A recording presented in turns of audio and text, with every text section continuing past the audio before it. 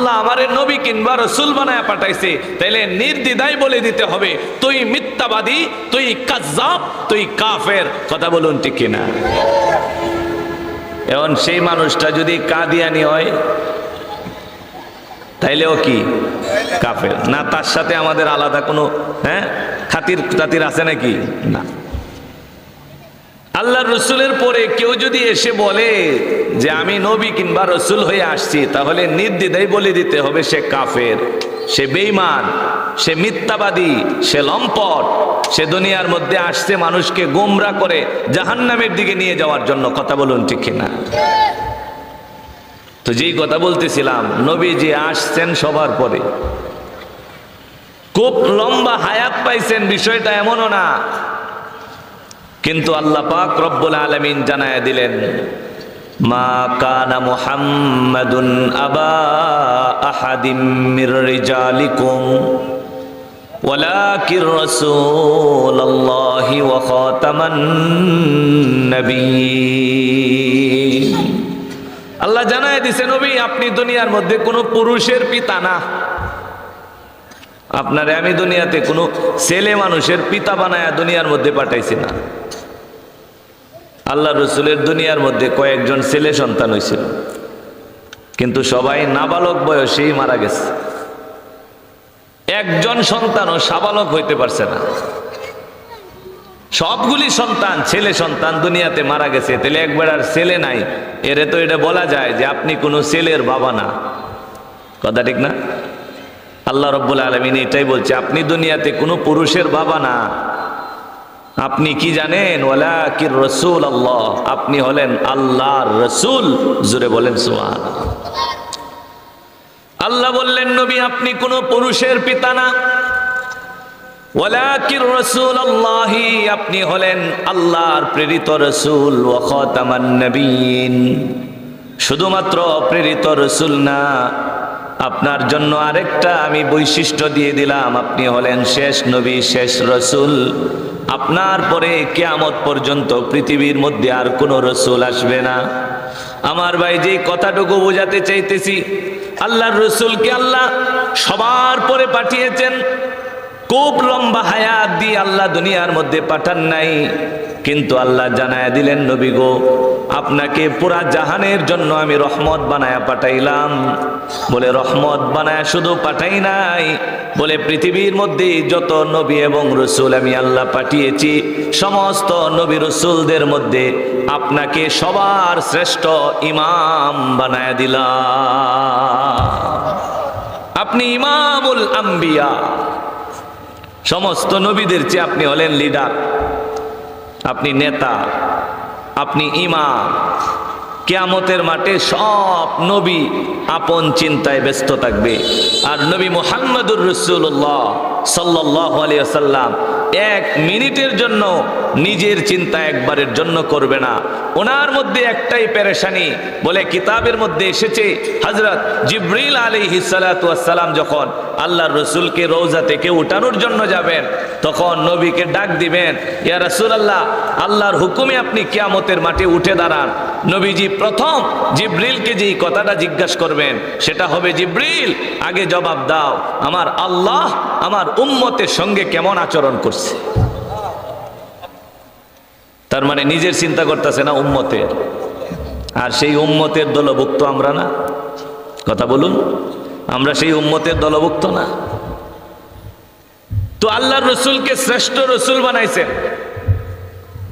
কিয়ামতের কঠিন ময়দানে সব মানুষ ইয়া নফসি ইয়া নফসি, আল্লাহ আমার কি উপায়, আমার কি উপায়। আপনি যে মায়ের ঘর থেকে জন্ম নিছেন, নারী ছিঁড়ে বাইর হইছে, কত কষ্ট হয়েছে মায়ের। আর পৃথিবীর মধ্যে মাই সন্তানের জন্য সবচেয়ে বড় আপন, এবং সেই পরিচয় সে পুরাটা সময়ই দিয়ে যেতে থাকে। কথা ঠিক না?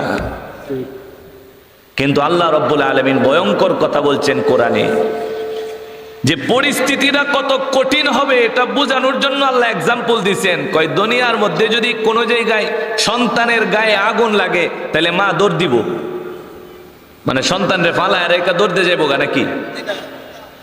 বরংস কি করব? নিজে আগুনে জ্বললে মরবো, কিন্তু সন্তানকে হেফাজতের জন্য 100% চেষ্টা করব। কথা ঠিক না? বাবা পলায়ন করতে পারে, এটা স্বাভাবিক, এটা বিশ্বাসযোগ্য, কারণ এটা বলার মধ্যে অপরাধের কিছু না, এটা আল্লাহ তাআলাই নিজামেই সৃষ্টি করছে। সন্তানের প্রতি বাবার মোহাব্বত আর মায়ের মোহাব্বত দুইটা কখনো কি সমান করে মাপার কোনো সুযোগ নাই। মা সন্তানের জন্য 3টা বড় বড় কষ্ট সহ্য করছে, বাবা এর একটার স্পর্শও পাইছে না। কথা ঠিক না? সন্তানকে মা পেটের মধ্যে ধারণ করছে, এইটার যে কি কষ্ট এটা মায়েরাই বুঝে। 2 নাম্বার, এই সন্তানকে তার গর্ভ থেকে গর্ভপাত করতে হয়েছে, ভূমিষ্ঠ করতে হয়েছে, দুনিয়ার মধ্যে আসছে, এতে যে কি কষ্ট হয়েছে এটা মায়েরাই বুঝে, বাবারা টেরও পাইছে না। 3 নম্বরে, সন্তান ভূমিষ্ঠ হওয়ার পর দীর্ঘ সময় পর্যন্ত স্তনের দুধ পান করিয়ে করিয়ে তাকে আস্তে আস্তে করে বড় করা লাগছে। এই কষ্ট কখনো পৃথিবীর কোনো বাবা অনুভব করতে পারে না।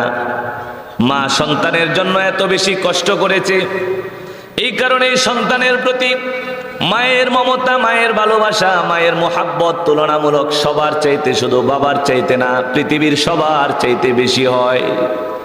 এই কারণে একজন সাহাবী আল্লাহর রাসূলকে বলেছিলেন, ইয়া রাসূলুল্লাহ, পৃথিবীর মধ্যে আমি সবচাইতে বেশি ভালো ব্যবহার কার সঙ্গে করব? আল্লাহর নবী জবাব দিলেন, তুমি তোমার মায়ের সঙ্গে। আবার সাহাবী বললেন, ইয়া রাসূলুল্লাহ, তারপরে কার সঙ্গে? আল্লাহর রাসূল বললেন, মা উম্মিকা, তোমার মায়ের সঙ্গে।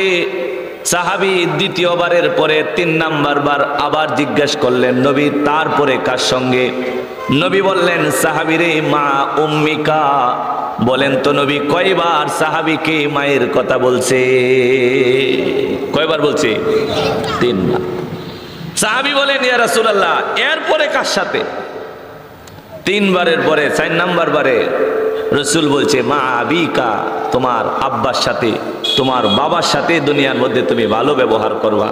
আমার ভাই, এটা আমাদের মুখ মলিন করার কোনো সুযোগ নাই যে আমি বাবা, আমার কথা কি রাসূল কম বললেন নাকি? না না, এটাই ইনসাফ। এটাই কি ইনসাফ। একজন মানুষ বেশি খাইতে পারে, তাইলে তারে বেশি দেওয়া, আর একজন কম খাইতে পারে, তারে কম দেওয়া, এটাই কি ইনসাফ। যেমন আপনি যদি কোন জানা ইনসাফের বিচার করবাম সবাই সমান, তাহলে এক বেড়া আয়ডা উঠবো আর এক বেড়া পেট ভরতো না। কথা ঠিক না? ইনসাফ বুঝ দিব, খালি সমানের নাম ইনসাফ না।